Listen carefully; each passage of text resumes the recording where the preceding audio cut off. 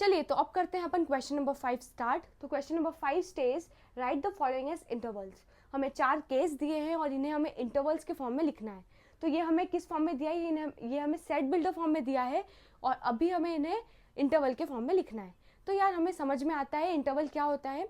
वो एक जो रियल नंबर्स जो नंबर लाइन में रिप्रेजेंट होते हैं उनका सबसेट है। ठीक है, रियल नंबर्स का सबसेट इंटरवल्स होता है। तो हमें इसे इंटरवल के फॉर्म में लिखना है और हम पिछले लेक्चर में बहुत अच्छे से इंटरवल समझ चुके हैं। तो अब हमें बहुत अच्छे से समझ में आ रहा होगा, देख के समझ में आ रहा होगा हम इसे इंटरवल्स में कैसे लिख सकते हैं। तो चलिए इसे करते हैं। हमें इंटरवल्स में इसे इंटरवल्स के फॉर्म में लिखने के लिए सबसे पहले ये समझना है कि इसकी अपर लिमिट और लोअर लिमिट क्या है। ठीक है, तो ये x है, x कहाँ से कहाँ तक जा रहा है? -4 से 6 तक। तो पहली चीज आ गई -4, दूसरी आ गई 6 और इससे हमें कॉमा से सेपरेट कर लिया। ठीक है, सेकंड क्वेश्चन आता है क्या ये इंक्लूडेड है या एक्सक्लूडेड? क्या ये इंक्लूडेड है या एक्सक्लूडेड? ठीक है, तो पहले चेक करते हैं क्या -4 इंक्लूडेड है या एक्सक्लूडेड। अगर इंक्लूडेड है तो हमें ये वाला सिंबल यूज करना है, अगर एक्सक्लूडेड है तो हमें ये वाला सिंबल यूज करना है। सिमिलरली अगर 6 जो भी अपर लिमिट वाला है वो इंक्लूडेड है तो हमें ये सिंबल यूज करना है, अगर एक्सक्लूडेड है तो हमें ये सिंबल यूज करना है। ठीक है, तो चलिए -4 इंक्लूडेड है एक्सक्लूडेड? एक्सक्लूडेड।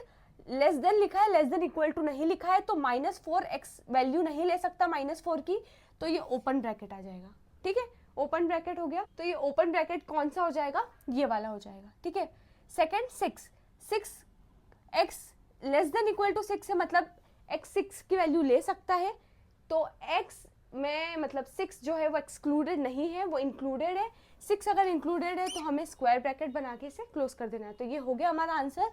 ये हमने इसे रिप्रेजेंट कर दिया है इंटरवल के फॉर्म में। ठीक है, नेक्स्ट सेम लोअर लिमिट लिख लेते हैं, अपर लिमिट लिख लेते हैं। लोअर लिमिट है -12 और अपर लिमिट है -10। कॉमा से सेपरेट कर लेते हैं। अब चेक करते हैं क्या -12 इंक्लूडेड है एक्सक्लूडेड? लेस देन सिंबल है मतलब एक्सक्लूडेड है। एक्सक्लूडेड है तो हमने ये वाला ब्रेसेस बना दिया। -10 एक्सक्लूडेड है क्योंकि लेस देन है, लेस देन इक्वल टू नहीं है। ये भी एक्सक्लूडेड है तो हमने ऐसा बना दिया। ठीक है, ये भी हो गया। थर्ड क्वेश्चन लिख लेते हैं। लोअर लिमिट लिख ली 0, अपर लिमिट लिख ली 7, कॉमा से सेपरेट कर लिया। ये इंक्लूडेड है एक्सक्लूडेड? ये इंक्लूडेड है क्योंकि ये लेस देन इक्वल टू है, इंक्लूड किया गया है तो हमने स्क्वायर ब्रैकेट बना दिया।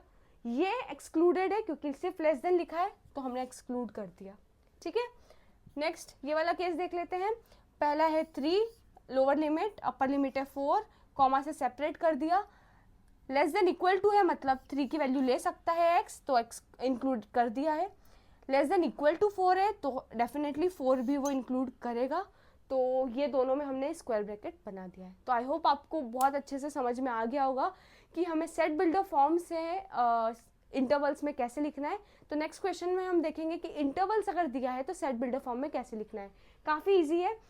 इस केस में हमने क्या करा है, इंटरवल्स में लिखना है तो लोअर लिमिट अपर लिमिट लिख ली, कॉमा से सेपरेट कर लिया और ये चेक कर लिया कि हमें किसे इंक्लूड करना है किसे एक्सक्लूड करना है, वो हमें यहाँ पे भी क्लियरली दिया है। अगर इक्वल का सिंबल आ रहा है तो वो इंक्लूडेड है, इंक्लूडेड में हमें ऐसे स्क्वायर ब्रैकेट्स यूज़ करने हैं, और अगर वो एक्सक्लूड हो रहा है तो हमें ये वाले ब्रेसेस यूज़ करने हैं। तो आई होप यहाँ पे आपको ये बहुत अच्छे से समझ में आ गया होगा।